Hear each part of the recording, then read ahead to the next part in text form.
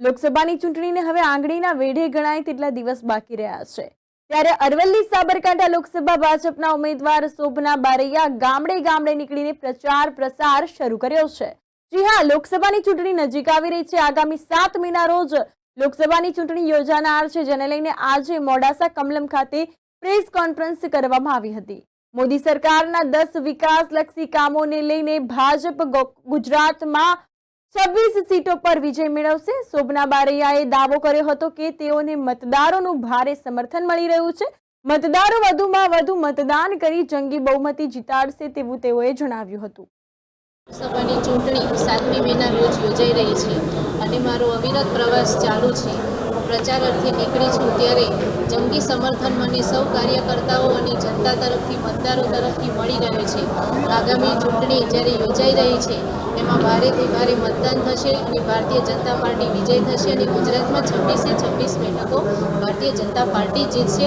આપણે મોદી સાહેબના જે 10 વર્ષના શાસનકાળ દરમિયાન જે વિકાસના કામો, જે ભારતને શિક્ષિત બનાવવાના કાર્યો, જે ભારતને આત્મનિર્ભર બનાવવાના જે કાર્યો કર્યા છે એ કાર્યો હજુ પણ અવિરત આગળ રહે એના માટે આપણે ત્રીજી વાર પણ વડાપ્રધાન મોદી સાહેબને એમના દિલ્હીની ગાદી ઉપર જોવા માંગીએ છીએ ત્યારે 400 પારનો લક્ષ્ય પૂરો થશે અને ગુજરાતમાં 26 સીટો ભારતીય જનતા પાર્ટી જીતશે। આપણા સાબરકાંઠા લોકસભાના ઉમેદવાર શ્રીમતી શોભનાબેન આપણી સાથે ઉપસ્થિત છે, અમારા જિલ્લા અધ્યક્ષ પણ ઉપસ્થિત છે। અરવલ્લી જિલ્લાનો એમનો પ્રવાસ અવિરત ચાલુ છે। આપ સૌ પત્રકાર બંધુઓ અહીંયા ઉપસ્થિત છો તો આપ સૌને જણાવતા અમને આનંદ થાય છે કે ભારત સરકાર અને ભાજપ સરકારની કલ્યાણકારી યોજનાઓથી છેલ્લા 10 વર્ષમાં અરવલ્લી જિલ્લાએ પણ ખૂબ જ વિકાસ કર્યો છે। જેમ ભારતે વિકાસ કર્યો છે, જેમ ગુજરાત વિકાસમાં ગતિમાન છે, એવી જ રીતે અરવલ્લી જિલ્લાનો વિકાસ પણ આપણે નરી આંખે જોઈ શકીએ એવો આપ સૌ પત્રકાર બંધુઓ પણ રોજ જોતા જ હશો। તો એ અંતર્ગત આપણે વાત કરીએ તો પ્રધાનમંત્રી આવાસ યોજના અંતર્ગત કુલ 28,000 આવાસોના બાંધકામ પૂર્ણ થયા છે। શહેરીમાં કુલ 4,500 બાંધકામ પૂરા થયા છે। ઉજ્જવલા યોજના અંતર્ગત 1.5 લાખ ગેસ કનેક્શન મહિલાઓને આપવામાં આવ્યા છે।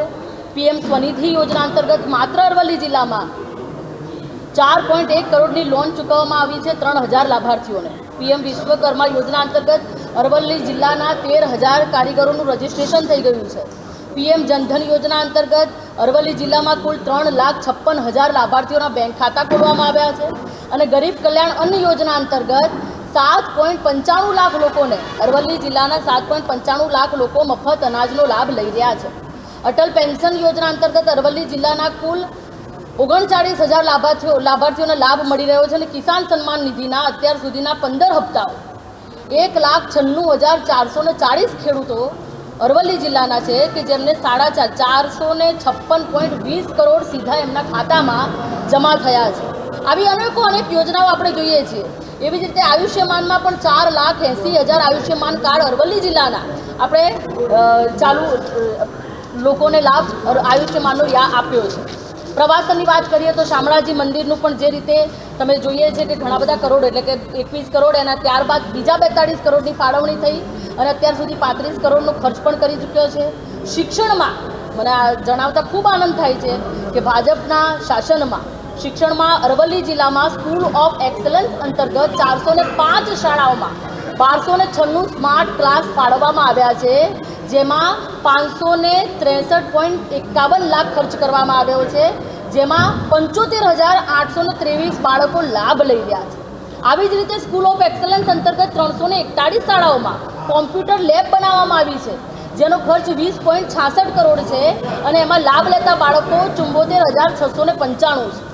આરોગ્ય જનની સુરક્ષા હેઠળ જિલ્લામાં અત્યાર સુધી 50,124 સગર્ભા મહિલાઓને પોષણ માટે 3.5 કરોડની સહાય ચૂકવવામાં આવી છે। કસ્તુરબા પોષણ સહાય અંતર્ગત પણ અત્યાર સુધી અરવલ્લી જિલ્લામાં ગરીબી રેખા હેઠળની 58,240 સગર્ભા મહિલાઓને 11.64 કરોડની સહાય ચૂકવવામાં આવી છે। આવી અનેક યોજનાઓ છે જેની અમે પારદર્શક માહિતી, આંકડાકીય એકદમ સંપૂર્ણતઃ જાન્યુઆરી 2024 સુધીની પારદર્શક માહિતી અમારા જિલ્લા તરફથી આપ સૌ પત્રકાર બંધુઓને આની PDF અમે મોકલી આપીશું।